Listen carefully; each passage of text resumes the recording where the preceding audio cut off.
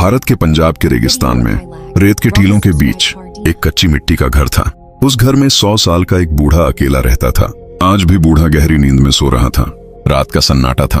रात बहुत गहरी हो चुकी थी। अचानक दरवाजे पर दस्तक हुई। बूढ़ा चौंक कर उठ बैठा। उसकी आंखें खुल गईं। उसने खुद से कहा, इस वक्त मेरे घर पर कौन हो सकता है? यहाँ इस वीराने में तो आज तक कोई नहीं आया। लेकिन तभी दरवाजा और जोर जोर से बजने लगा। बूढ़ा बिस्तर से उठा, धीरे धीरे दरवाजे तक गया और जैसे ही उसने दरवाजा खोला, बाहर का मंजर देखकर दंग रह गया। सामने एक जवान खूबसूरत लड़की खड़ी थी। उसका नाम हरप्रीत कौर था। बूढ़े ने जैसे ही हरप्रीत को देखा, उसे एक अजीब सी कशिश महसूस हुई। वह बस उसे देखता ही रह गया। अपनी नजरें हटाने से कासिर था। बूढ़े ने पूछा, तुम कौन हो और इस वक्त इस वीराने में क्या कर रही हो? हरप्रीत ने जवाब दिया, मैं पटियाला जा रही थी, मगर रास्ता भूल गई। मुझे अपने घर में एक रात रहने दो, सुबह होते ही चली जाऊंगी। बूढ़ा हरप्रीत को देखकर जैसे मदहोश हो गया। वह बोला, अंदर आ जाओ। हरप्रीत घर के अंदर आई। बूढ़े ने उसे एक कोना दिखाया और कहा, यहीं सो जाओ। हरप्रीत लेट गई और सो गई। लेकिन रात के आखिरी पहर में उसे महसूस हुआ कि कोई उसके पास खड़ा है। उसने धीरे से आंखें खोली। देखा बूढ़ा वहीं खड़ा है। वह उसे अजीब सी नजरों से देख रहा था। हरप्रीत झटके से उठ बैठी। बोली, क्या हुआ? तुम यहाँ क्या कर रहे हो? बूढ़ा बोला, कुछ नहीं, तुम्हें ठंड लग रही होगी, चादर देने आया था। हरप्रीत ने गुस्से से चादर ली, उसे ओढ़ा और फिर लेट गई। लेकिन हरप्रीत के सो जाने के बाद भी बूढ़ा वहीं खड़ा रहा। उसकी आंखों में अजीब सी चाहत थी। वह बस हरप्रीत को देखता रहा। सुबह हुई। हरप्रीत ने शुक्रिया अदा किया और घर से निकलने लगी। तभी बूढ़ा बोला, कहाँ जाओगी? तुम जवान लड़की हो, पटियाला तो यहाँ से बहुत दूर है। बूढ़ा करीब आया। उसने हरप्रीत का हाथ पकड़ लिया। बोला, आज की रात रह जाओ, बस एक रात की बात है। हरप्रीत ने गुस्से से हाथ छुड़ाया और कहा, एक रात का क्या मतलब? बूढ़ा बोला, फिर मैं तुम्हारे जाने का कोई इंतजाम कर दूंगा। उसकी आंखों में वही अजीब सी नजरें थीं, जैसे मन ही मन कोई चाल चल रहा हो। हरप्रीत उसकी बातों में आ गई और ठहरने के लिए तैयार हो गई। बूढ़ा उसे देखता रहा, जैसे वह चाहता हो कि हरप्रीत उसके पास आ जाए। रात हो चुकी थी। हरप्रीत कोने में अपने बिस्तर पर लेट गई। बूढ़ा भी अपने बिस्तर पर लेट गया। जब रात का आखिरी पहर आया, सन्नाटा गहरा था। बूढ़ा चुपके से उठा। धीरे धीरे कदम बढ़ाता हुआ हरप्रीत के पास पहुंचा। वह काफी देर तक उसे देखता रहा, फिर उसके पास बैठ गया। उसने नरमी से हरप्रीत के माथे पर हाथ फेरना शुरू किया। अचानक हरप्रीत की आंख खुल गई। वह हड़बड़ाकर उठ बैठी। क्या हुआ? तुम यहाँ क्या कर रहे हो? उसने गुस्से में पूछा। बूढ़ा उसकी आंखों में देखता रहा, जैसे किसी ख्वाब में खोया हो। फिर बोला, मैं तुम्हें तकिया देने आया हूँ। बिना सिरहाने लेटी हो, तुम्हारी गर्दन में दर्द हो जाएगा। ये लो तकिया। हरप्रीत ने तकिया लिया, नाराजी से मुंह फेर लिया। बोली, जाओ यहाँ से। बूढ़ा वापस अपने बिस्तर पर लेट गया। रात को वह खुद से बातें करने लगा। सुबह ही हरप्रीत चली जाएगी। आज मेरा आखिरी मौका था, मगर वह भी चला गया। फिर बोला, नहीं, मैं उसे ऐसे ही नहीं जाने दूंगा। कोई ना कोई चाल चलनी होगी। मुझे कल किसी तरह उसे रोकना होगा। इन्हीं सोचों में डूबा बूढ़ा आखिरकार सो गया। सुबह हुई। हरप्रीत उठी और बूढ़े के पास आई। उसने कहा, अगर मेरे जाने का बंदोबस्त हो गया हो तो मुझे रवाना कर दो। बताओ, क्या इंतजाम किया है? बूढ़ा उसे कुछ पल चाहत भरी नजरों से देखता रहा, फिर धीरे से बोला, नहीं, तुम आज यहां से नहीं जा सकती। बूढ़े की यह बात सुनकर हरप्रीत हैरानी से उसे देखने लगी। उसने पूछा, क्यों? मैं क्यों नहीं जा सकती आज? बूढ़ा बोला, तुम्हें एक रात और रुकना होगा। हरप्रीत ने हैरानी से उसकी तरफ देखा और कहा, क्यों? क्या बात है? सब खैरियत तो है, मैं क्यों रुकूं? बूढ़े ने नरम आवाज में कहा, अभी तुम्हारे जाने का कोई इंतजाम नहीं हो पाया। उम्मीद है कल एक काफिला यहां से गुजरेगा और पटियाला की तरफ जाएगा। जब हरप्रीत ने काफिला सुना तो उसे थोड़ा इत्मीनान हुआ। उसने सोचा, ठीक है, कल काफिले के साथ निकल जाऊंगी। आज की रात और यहीं रह लेती हूँ। बूढ़ा ये सुनकर मन ही मन बहुत खुश हुआ। अपने आप से कहा, एक रात और मिल गई। पूरा दिन बूढ़ा उसे दूर से बैठकर देखता रहा। उसकी निगाहें अब और भी गहरी हो चुकी थीं। रात ढलने लगी। हरप्रीत अपने बिस्तर पर लेट गई। बूढ़ा भी अपने बिस्तर पर लेट गया, मगर उसका दिल अब बेचैन था। वह लेटा रहा, पर उसकी आंखें छत को नहीं देख रही थीं। वह कमरे के कोने में सोई हुई हरप्रीत को घूर रही थीं। उसकी सांसें तेज थीं। दिल में अजीब सी हलचल उठ रही थी। धीरे धीरे वह बिस्तर से उठा, चुपके से हरप्रीत के पास गया। उसे ऊपर से नीचे तक देखने लगा, फिर उसके पास बैठ गया और उसके बालों को नरमी से सहलाने लगा। अचानक हरप्रीत हल्की सी हिली। बूढ़ा डर गया कि कहीं वह जाग न जाए। वह घबराकर वापस अपने बिस्तर पर लेट गया, मगर उसने वहीं से हरप्रीत का हाथ पकड़ लिया। उसका चेहरा देर तक देखता रहा। उसकी आंखों में अब सिर्फ तमन्ना नहीं बल्कि कोई पुरानी प्यास जाग उठी थी। तभी अचानक हरप्रीत की आंख खुल गई। वह चीख पड़ी, लेकिन बूढ़े ने झट से उसका मुंह दबा दिया ताकि आवाज बाहर न निकले। फिर वह हड़बड़ाकर अपने बिस्तर पर लेट गया, ऐसे लेट गया जैसे कुछ हुआ ही न हो। हरप्रीत सारी रात सोचती रही, ये बूढ़ा मेरे पास क्यों आया था, क्या करने की कोशिश कर रहा था। उसके इरादे ठीक नहीं लगते। वह डर के मारे कांपती रही। सोचते सोचते आखिरकार उसे नींद आ गई। सुबह हुई, हरप्रीत उठी और बूढ़े के पास आई। उसने पूछा, काफिला आया है क्या? अब मुझे इजाजत दो। बूढ़ा कुछ देर उसकी आंखों में देखता रहा, फिर बोला, लेकिन काफिला तो अभी तक नहीं आया। हरप्रीत चौंक गई। कहा, मगर तुमने तो कहा था कि काफिला आ जाएगा। बूढ़े ने थकी हुई आवाज में जवाब दिया, हाँ आना था, शायद शाम तक आए। हरप्रीत बोली, मैं अब और नहीं रह सकती। बूढ़ा बस सर हिलाकर चुप रह गया। अब वह घर के आंगन में बैठा था और दूर से बूढ़ा हरप्रीत को उसी तरह अजीब नजरों से देख रहा था। हरप्रीत ने मन ही मन कहा, इसकी निगाह मुझे ठीक नहीं लगती। हाँ, मुझे यहाँ से जल्द निकल जाना चाहिए। मैं जवान लड़की हूँ और इसके दिल में न जाने क्या चल रहा है। उसने सोचा, ये रात को मेरे पास आया था, मुझे छूने की कोशिश कर रहा था। आज किसी भी हाल में रात नहीं रुकना चाहिए। शाम को काफिला आए या ना आए, मुझे निकल जाना है। बूढ़ा अब भी उसे दूर से देख रहा था, बिल्कुल वैसे जैसे कोई शिकारी अपने शिकार को देखता है। शाम हो चुकी थी। हरप्रीत उसके पास आने ही वाली थी, लेकिन उससे पहले बूढ़ा खुद उसके पास आ गया। उसने कहा, देखो, लगता है काफिला अब सुबह तक ही आएगा। मैंने सोचा तो मैं खुद बता दूं। उनके पास सामान बहुत होता है, इसलिए धीरे धीरे चलते हैं। आज की रात और रह जाओ। हरप्रीत को गुस्सा आ गया। उसने तेजी से कहा, मैं अब और नहीं रह सकती। चाहे काफिला आए या ना आए, मैं अभी यहां से निकल रही हूं। मुझे अब और बर्दाश्त नहीं। बूढ़ा और करीब आया, बोला, थोड़ी ही देर में रात हो जाएगी। तुम जवान लड़की हो, इस रेगिस्तान में रात को कहां जाओगी? यहाँ जानवर भी घूमते हैं, अगर कोई नुकसान पहुंचा तो? उसके लहजे में फिक्र कम और चाल ज्यादा थी। हरप्रीत को पूरा यकीन हो गया कि ये सब एक चाल है, मगर उसने सोचकर कहा, ठीक है, रह जाती हूँ। फिर सख्ती से बोली, लेकिन ये आखिरी रात है। कल सुबह चाहे काफिला आए या ना आए, मैं निकल जाऊंगी। बूढ़ा मुस्कुराया और बोला, ठीक है, लेकिन उसकी मुस्कान में कुछ और ही छुपा था। रात हो चुकी थी। हरप्रीत अब पूरी तरह चौकस थी। वह एक कोने में लेटी रही, मगर उसकी आंखें खुली थीं। वह डर और शक में डूबी हुई थी।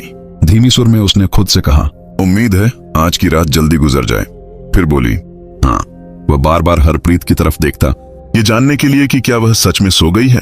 जब उसे लगा कि हरप्रीत अब बिल्कुल नहीं हिल रही, उसने आंखें बंद कर लीं, लेकिन उसका दिल अब भी करवटें ले रहा था। कुछ देर बाद जब उसे यकीन हो गया कि हरप्रीत सो चुकी है, वह धीरे से उठा और उसकी तरफ चल पड़ा।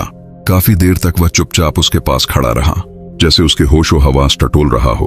फिर वह हरप्रीत के पैरों के पास बैठ गया। धीरे धीरे उसके पांव सहलाने लगा। तभी हरप्रीत की आंख थोड़ी सी खुल गई। बूढ़ा समझ गया और फौरन पीछे हट गया। अब उसने उसके माथे को सहलाना शुरू किया। अचानक हरप्रीत ने आंखें खोल दी। उसने घूर कर करवट ली और मुंह फेर लिया। कुछ बोली नहीं, लेकिन उसके जिस्म की हरकत बता रही थी कि वह जाग चुकी है। बूढ़ा चुपचाप उठा, वापस अपने बिस्तर पर लेट गया। उसकी धड़कनों में अजीब सी घबराहट थी, मगर चेहरे पर कोई पछतावा नहीं था। सुबह हो चुकी थी। हरप्रीत उठी और सीधे बूढ़े के पास गई। उसने तेज लहजे में पूछा, हाँ, आया क्या तुम्हारा काफिला, या अब कोई नया बहाना है? बूढ़ा कुछ देर चुप रहा, फिर बोला, काफिला तो नहीं आया। हरप्रीत झल्ला उठी, मुझे तो पहले ही पता था कि कोई काफिला आने वाला नहीं।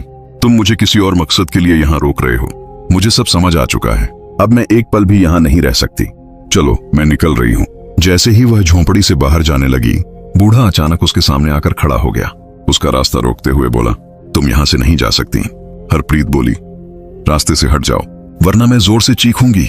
बूढ़ा धीरे से बोला, तुम्हारी आवाज यहाँ सुनने वाला कोई नहीं है। हरप्रीत गुस्से से चिल्लाई, तुम क्या चाहते हो? मुझे क्यों रोक रहे हो? तुम मेरे बाप की उम्र के हो। कोई तो शर्म करो, कोई तो लिहाज करो। बूढ़े ने गंभीर आवाज में कहा, जो तुम्हें दिख रहा है वैसा नहीं है। तुम जिस शख्स की तलाश में पटियाला जा रही हो, क्या पता वह यहीं कहीं हो। हरप्रीत बोली, मुझे यहाँ एक पल भी नहीं रुकना। और तुम्हें ये कैसे मालूम कि मैं पटियाला? मैं किसी को ढूंढने जा रही हूँ। बूढ़ा बोला, ये बात मैं अभी नहीं बता सकता, लेकिन अगर तुम आज की रात यहाँ रहती हो तो ये तुम्हारे हक में बेहतर होगा। हरप्रीत चौंक गई। उसने मन ही मन सोचा, फिर वही चाल। ये बूढ़ा बार बार मुझे क्यों रोक रहा है? आखिर इसे क्या हो गया है? बूढ़ा बोला, मैंने कहा ना, बस एक रात और रह जाओ। कल सुबह तुम्हारे सारे सवालों का जवाब मिल जाएगा और शायद तुम्हें पटियाला जाने की भी जरूरत न रहे। हरप्रीत अब उलझन में थी। वह हैरानी से अपने आप को देखने लगी। ये कैसे जानता है कि मैं किसे ढूंढ रही हूँ, और क्या मेरा कोई मसला है? हरप्रीत के जहन में सवालों का तूफान था, मगर अब उसे बूढ़े पर बिल्कुल भी भरोसा नहीं रहा। उसने बूढ़े को धक्का दिया और झोंपड़ी से बाहर निकल गई। बूढ़ा उसके पीछे पीछे भागा और पुकारा, रुको, सब कुछ बर्बाद हो जाएगा अगर तुम चली गई तो। काफी दूर जाने के बाद हरप्रीत थक कर एक जगह बैठ गई। उसका दम फूल रहा था, मगर दिल में अभी डर और बेचैनी बनी हुई थी। अचानक पीछे से बूढ़ा हांफता हुआ उसके पास आ गया। उसकी सांस तेजी से चल रही थी, लेकिन लहजा अभी राज से भरा हुआ था। मैं आखिरी बार तुमसे कह रहा हूँ, उसने धीमी लेकिन यकीन भरी सुर में कहा। वापस उस घर में रह जाओ तो शायद तुम्हें पटियाला जाने की जरूरत न पड़े। हरप्रीत ने थके लेकिन सख्त अंदाज में पूछा, अगर कोई बात है तो साफ साफ क्यों नहीं बताते? बूढ़े ने गहरी सांस ली और कहा, वो बात मैं अभी नहीं बता सकता। अगर अभी कह दी तो सब कुछ बर्बाद हो जाएगा, मगर इतना बता सकता हूँ कि तुम अपने शौहर को तलाश करने निकली हो। हरप्रीत ये सुनकर हैरत से बकबक रह गई। उसकी सांस जैसे एक पल को थम गई। हाँ, मैं अपने शौहर को ढूंढ रही हूँ। वह काफी अरसे से लापता है।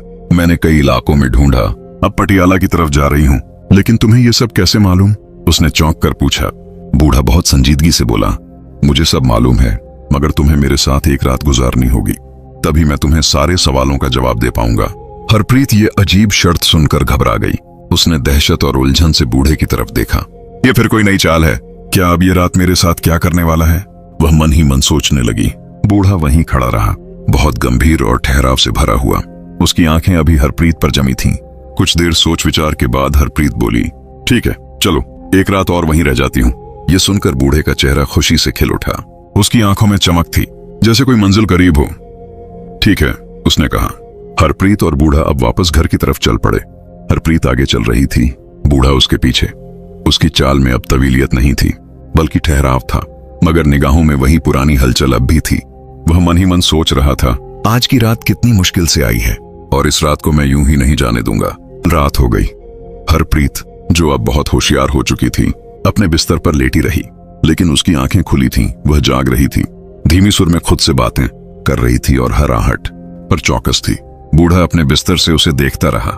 जब रात का आखिरी पहर आया और उसे लगा कि अब नींद का असर हो रहा है, वह धीरे से उठा और हरप्रीत के पास जाकर बैठ गया। वह उसे प्यार भरी नजरों से देखता रहा, फिर उसका हाथ पकड़कर अपने सीने से लगा लिया। हरप्रीत ने झटके से हाथ छुड़ाया और गुस्से से मुंह फेर लिया। बूढ़ा चुपचाप उठा और फिर अपने बिस्तर पर लेट गया। उसकी आंखों में कोई पछतावा नहीं था, बस एक इंतजार था जो अब अपने अंजाम के करीब था। सुबह की पहली किरण झोंपड़ी की मिट्टी भरी दीवारों से छनकर अंदर आई। हरप्रीत पहले से जाग रही थी। उसके चेहरे पर नींद नहीं, बल्कि बेचैनी और डर साफ दिख रहा था। इस बार उसने बिना कुछ कहे, बिना बूढ़े से पूछे वहां से निकलने की तैयारी की। जैसे ही वह झोंपड़ी से बाहर जाने लगी, उसकी नजर एक कोने में बैठे शख्स पर पड़ी। वहां एक नौजवान बैठा था, खूबसूरत, रोशन चेहरा, साफ सुथरे कपड़े पहने हुए, मगर उसका चेहरा दूसरी तरफ था। हरप्रीत हैरान रह गई। वह उसके पास गई और पूछा, तुम कौन हो? नौजवान ने धीरे से अपना चेहरा उसकी तरफ घुमाया। हरप्रीत उसे देखकर हैरत से बकबक रह गई, जैसे उसके पैरों तले जमीन खिसक गई हो। वह जोर जोर से चिल्लाने लगी, क्या? ये तो मेरा शौहर जसपाल सिंह है। वह दौड़कर उस नौजवान से लिपट गई। उसकी आंखें आंसुओं से भर गईं। उसके लिए ये पल किसी जादू से कम न था। हरप्रीत बोली, तुम यहाँ कैसे आए? क्या मैं कोई ख्वाब देख रही हूँ? जसपाल ने उसे गले से लगाए रखा और धीरे से कहा, नहीं, ये ख्वाब नहीं, हकीकत है। मैं वापस आ गया हूँ। हरप्रीत की खुशी की कोई इंतहा न रही। बरसों से जिसे ढूंढ रही थी, आज वही उसके सामने था। लेकिन तुम कहाँ थे? हरप्रीत ने पूछा। और तुम इस बूढ़े के घर में कैसे पहुंचे? वह आदमी तो मुझे बिल्कुल ठीक नहीं लगा। क्या तुम उसे जानते हो? जसपाल ने उसकी आंखों में देखा। अब उसकी आंखों में राज नहीं, बल्कि राहत थी। उसने कहा, पहले बूढ़े को बुलाकर लाओ, देखो वह कहाँ है। हरप्रीत ने झोंपड़ी के हर कोने में ढूंढा, मगर बूढ़ा कहीं नहीं था। वह वापस आकर बोली, वह तो कहीं नहीं है, लगता है जैसे गायब हो गया हो। कहाँ चला गया वह? जसपाल ने गहरी सांस ली और कहा, वह कहाँ गया? या तो अब तुम्हें खुद ही समझ आ जाएगा, लेकिन उससे पहले क्या तुम नहीं जानना चाहोगी कि मैं इतने साल कहाँ था? उसने ठहर कर पूछा। हरप्रीत ने एक साथ कहा, हाँ बताओ, कहाँ थे तुम? अब कहानी का सबसे बड़ा राज सामने आने वाला था। जसपाल ने कहना शुरू किया, एक दिन मैं घर से बाहर बाजार की तरफ निकला था। रास्ते में मुझे एक बूढ़ा आदमी और एक बहुत हसीन लड़की मिली। बूढ़ा एक साधु जैसा लग रहा था और लड़की बहुत जवान और दिलकश। मैंने उनसे मजाक किया। उस लड़की से कहा, तुमने इस बूढ़े से शादी क्यों की? तुम्हें तो किसी जवान के साथ होना चाहिए। मगर वह लड़की शायद कोई इल्म जानती थी, उसमें कोई राज भरी कव्वत थी। उसने मेरी तरफ देखा, कुछ पढ़ा और मुझ पर फूंक मारी। एक पल में मैं उसी बूढ़े जैसा हो गया, उसकी शक्ल मेरी हो गई। फिर उसने कहा, ये तेरी सजा है, अब तू सारी उम्र इसी हाल में रहेगा। हरप्रीत अब पत्थर की आंखों से सुन रही थी, उसकी सांस जैसे थम चुकी थी। लेकिन जसपाल आगे बोला, उसने एक उम्मीद भी दी। कहा, अगर तेरी अपनी जान से तू मोहब्बत करता है, तुझे ढूंढते हुए इस वीराने तक पहुंचे और तेरे साथ वक्त गुजारे, फिर तेरी असलियत जाने, तब तू अपनी असली शक्ल में वापस आ सकेगा। और हाँ, एक और शर्त थी, तू खुद अपनी पहचान नहीं बता सकता। हरप्रीत थर थर कांप रही थी। उसने कांपती आवाज में पूछा, तो क्या तुम वही बूढ़ा थे? जसपाल ने सर हिलाकर कहा, हाँ, मैं ही वो बूढ़ा था। जसपाल की बात सुनते ही हरप्रीत जैसे जड़ हो गई। उसकी आंखों में आंसू भर आए, मगर इन आंसुओं में अब अफसोस था, शर्मिंदगी थी। वह भागकर फिर से उसके गले से लिपट गई। बोली, मुझे माफ कर दो, मैं तुम्हें पहचान ही नहीं सकी। जसपाल ने उसके सर पर हाथ फेरते हुए कहा, इसमें तुम्हारा कोई कसूर नहीं। तुम जानती ही नहीं थी कि मैं तुम्हारा शौहर हूं। तुम्हारा दिल सच्चा था, नीयत पाक थी, और इसी सच्चाई ने मेरी सजा को तोड़ दिया। अब दोनों ने फिर से एक नई जिंदगी शुरू की, मगर इस बार उनके बीच न कोई राज था, न कोई फासला। अब सिर्फ भरोसा था, वफा थी, और एक ऐसा रिश्ता जो सजा से भी गुजरकर और भी मजबूत हो चुका था। मोहब्बत अगर सच्ची हो तो वह हर आजमाइश, हर वक्त और हर फासले को पार कर वापस लौट आती है। अगर मोहब्बत में धोखा आ जाए तो वह सजा बन जाती है, लेकिन सब्र, वफा और खुलूस के साथ वही मोहब्बत एक दिन इनाम बन जाती है। इंसान की बाहरी सूरत कुछ भी हो, असल पहचान उसके दिल की सच्चाई और नीयत की पाकीज़गी से होती है। ऐसी दिलचस्प कहानियां देखने के लिए मिस्टिक लॉक को सब्सक्राइब करें। यहाँ पर मिलती रहेंगी आपको नई से नई कहानियां, और बेल आइकन जरूर प्रेस करें ताकि हर नई कहानी जल्द से जल्द आप तक पहुंचे।